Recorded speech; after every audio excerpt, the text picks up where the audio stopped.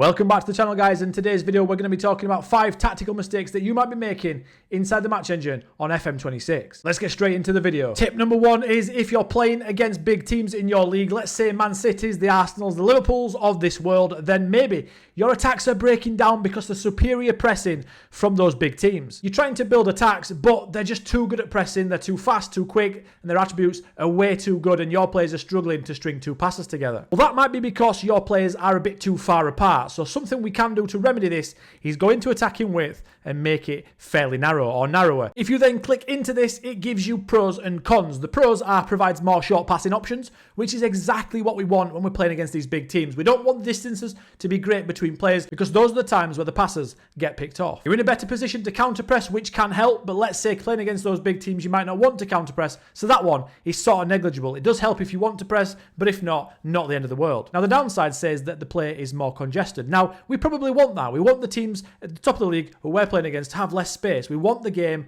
to be congested. We don't want to try and take them on because that will end in a defeat. And then the other one is harder to switch play. Now, I always like my left back or my right back, one of them, to be high and wide when we get the ball. That way, we've got an out ball. And with that, if you do set your attacking width to narrow to help with these games against the big teams, you will always have that outlet when you've dragged the opposition team inside. Just something to consider if you're struggling to get out, if you're struggling to build attacks. Just ask the team to play a little bit narrower, and you never know. You might get some more combinations, and you might be able to score a couple more goals. The second tactical mistake that you guys might be making is your midfield roles might not be complementing each other. And a rule of thumb I like to follow is one midfielder is a sitting midfielder, second one linking up the defense to the attack, and the third one trying to get in the box, creating chaos and trying to score goals. And obviously, if you're playing with 2 centre midfielders in a 4-4-2, one has to be sitting and one has to try and link up the play. So let's say we're playing a 4-2-3-1 here with 2 centre midfielders, and we want one of them to sit back and protect the defence. Now, they've got rid of deep line playmaker in the centre midfield roles. They've also got rid of central midfield on defend, and they've also got rid of ball winner on defend. So naturally, we're going to have to do some creative thinking. Straight away, we're going to look at Belieber and ask him to be that guy. So what we can do in the centre midfield role is click on his shirt. That will now pop up with his player instructions, and there's one thing you can do to make him not run in front of the ball. Click on forward runs and go to make fewer runs. He will now stick to his position and usually be behind the ball. As you can see here by the pros in the staff feedback, provides better protection against counterattacks and provides better structure and control to the attack. It'll always be someone that looks to support players in front of him. If you leave it on standard in central midfield, it literally says provides a balance between forward runs and holding position. We don't want that. We want one of these guys to hold and protect us against counterattacks. So putting it on fewer runs makes sense. So the second thing we can do is click on Belieber's role again, and as I mentioned before, they've got rid of now ball winner, they've got rid of deep line playmaker, and they've also got rid of central midfield on defend. We've got central midfield there like I just showed you. We can make it a defensive role with the fewer forward runs. Everything else is quite attacking from that centre midfield spot. Midfield playmaker is expressive and a creative threat, but it looks to link up play. In terms of, it looks to try and get the ball off the defence, and it looks to try and provide solutions to defenders that don't have any answers. It sort of acts like a deep line playmaker from this position. Now, once we've selected midfield playmaker, what we can do is go back into the play instructions and again, add on the fewer forward runs. So not only is he a playmaker now, he'll also make less forward runs. The third thing we can do is move him back to defensive midfield. That way, he can have defensive midfielder that hold position, deep line playmaker that holds position, and also halfback that moves back to centre back. Moving into the supportive role then, we've got a couple of things here. This is the one that's got the most broadest selection of roles. So from defensive midfield, Hinshelwood is going to be that guy that's going to link up between Belieber and Ayari. So if we click on his role, he's got a box-to-box midfielder from defensive midfield. He moves all the way up to attacking midfield and is a goal threat. That is almost like a segundo volante on attack. The other one is a box-to-box playmaker. Now, if we're setting Belieber as a playmaker, we probably don't want Hinshelwood to be one as well. But it is a role that you can use as a connector. Up in central midfield, however, you've got a couple more ideas. Central midfielder itself will stay balanced, and like we said with Belieber at the start, he will mix between forward runs and get him behind the ball. Advanced playmaker is another one that will get behind the lines and try and knit up play between the attack and the defence. Wide central midfielder can help a lot if you've got an inverted wing back behind him or you've got a winger that likes to come inside. Henderson for Liverpool in their prime was sort of a wide centre midfield. He would cover out the wide spaces for Trent and Salah down that right hand side. A channel midfielder is also a role that's a linking option. He'll neither get really far into the box, but he'll also not get too far back. He likes to run into the channels, but stay in between both. And finally, we want one of the midfielders to get into the box and attack.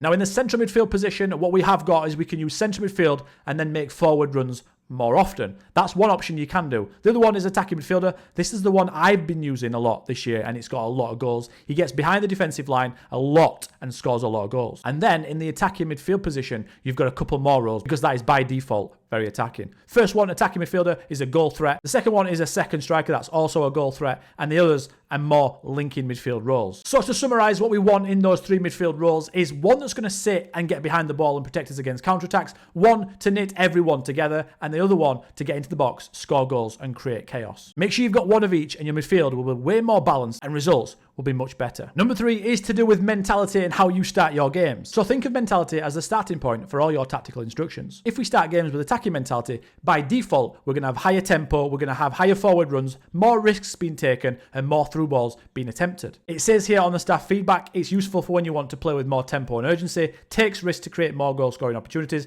more vulnerable to counterattacks, and higher tempo and risk taking can lead to more turnovers. So by default, attacking mentality and even positive mentality is going to be really high on all those things. So one of the mistakes that you could be making then is after choosing your mentality, you could then be exacerbating a problem that's already there. For example, attacking has high tempo already. So if you then go into tempo and want to play with much higher tempo, that is going to be peak tempo. You cannot get higher tempo than that. It's going to lead to much more turnovers. You're going to lose the ball. You're not going to have very cohesive attacks, and players are going to be much more likely to be rushed into a bad pass. So if you've already got attacking mentality or positive mentality, consider not having this as much higher or higher. Consider just lowering the tempo to standard, and then it's already higher with the attacking mentality. We don't need to add on more layers, because that's what these are. Team instructions are more layers on top of your mentality. It's the exact same off the ball as well. If you're in attacking mentality, by default, you're going to have more pressing. So if you're conceding a lot of goals and struggling defensively, and you haven't got an elite team, because elite teams can pull these things off, but if you haven't got that, if you're not an elite team compared to the rest of your league,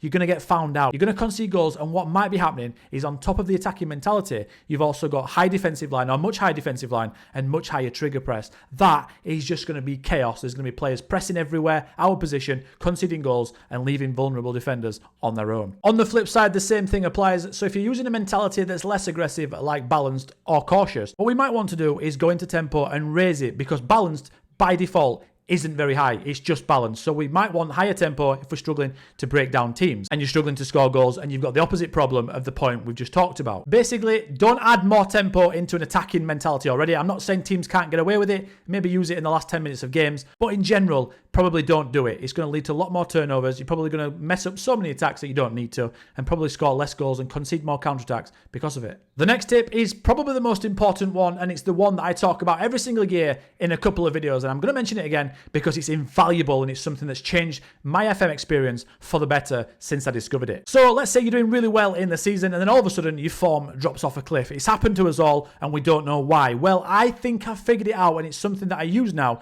and happens a lot. A lot of people think that they have to scrap the entire tactic, start again, because the AI have figured out their tactic. That's not what happens. What happens is, once you're playing well and you're on good form, other teams are now looking at that and thinking, do you know what? I'm not going to leave as much space behind us, and we're going to be a bit more defensive. So to counter that, you have to make changes. And the changes that I often make, and they make a massive difference, are two things. First one, it's linked to tempo. Now, what you can do is, if you're on higher tempo, just drop it down to standard. Just dropping your tempo slightly can mean it can draw other teams out of position. If you are trying to play a high tempo against a low block, you're probably going to run into a brick wall, and they're going to run out of ideas, because why are you playing a high tempo? You want to be playing slower, you're going to be dragging them out and trying to create gaps and create good goal scoring opportunities. Your players naturally will play at a higher tempo right in the final third, because you have to break through low block. But as you're building the attacks, lower tempo is better against these low blocks, because like I said before, it drags them out and it's looking to get them to run about more and get more tired. So if lowering the tempo hasn't worked for you, which it probably will do, but if it hasn't, the other thing you can do that I swear by is taking off counterattack. Now, what I've found with counterattack on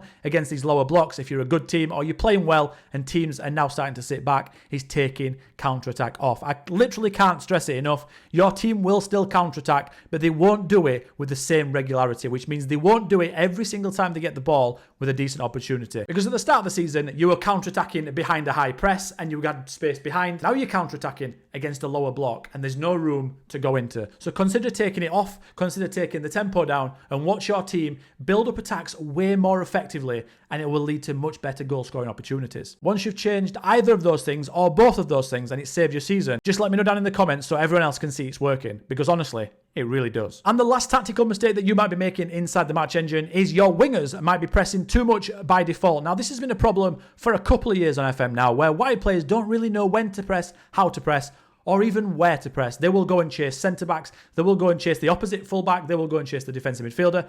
And honestly, especially with how overpowered wing plays in FM26, you really don't want your wide men just going headless chicken everywhere and exposing your full-backs. So what I like to do now on almost every single tactic that I create is go into my wingers' player instructions and make them press less often. I even do this in high pressing tactics because honestly, like I said, they literally just go and press wherever they want. It's ridiculous. I don't know why they do it. Even if you ask them to mark the fullback, which I've tried to do as well, it doesn't quite work. But asking them to press less often does protect more spaces, like it mentions here. Harder to be dragged out of position, conserves more energy, puts less pressure on the opposition ball carrier. They still do press if you've got naturally an attacking mentality and a higher line, but they won't go stupid and expose your fullback. They will press in a much more orderly fashion and help out with a collective press. But that is the 5 mistakes that I want you guys to avoid in the match engine on FM26 to lead to better results. If you learned anything from the video, please leave a like and a subscription on the channel. And if you want to learn more things about Football Manager, right now on the screen there is 5 things that you wish you knew before you started your FM26 saves. And on this side, there's a complete beginner's guide